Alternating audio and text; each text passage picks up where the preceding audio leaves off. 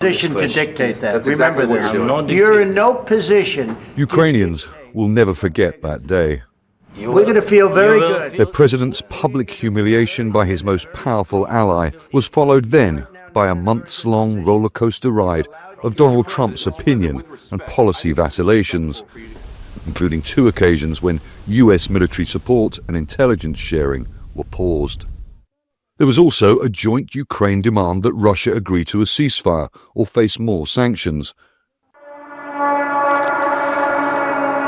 And Trump's patience wearing thin as Moscow intensified its drone and missile strikes, killing almost 300 civilians in July alone, according to the UN. A lot of bullshit thrown at us by Putin. And then there was Alaska.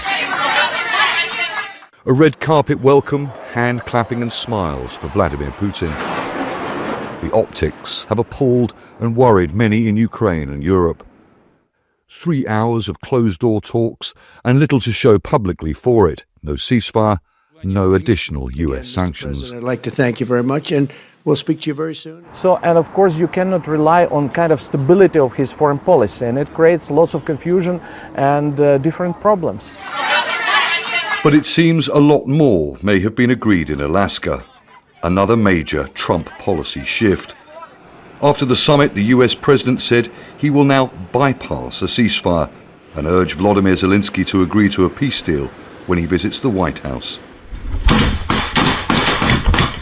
There are reports Putin wants Ukraine to withdraw from the remaining areas in the Donetsk and Lugansk regions it controls, in exchange for Moscow freezing the front lines in the 2 other regions partly controlled by Russia. These demands are totally unacceptable for Ukraine for many reasons, including, of course, constitutional or legal reasons, but also from the perspective of warfare. We're talking about strategically important places which serve as a bastion against continuation of Russian invasion, and it's kind of protection, a bulwark against Russian invasion into other oblasts of Ukraine.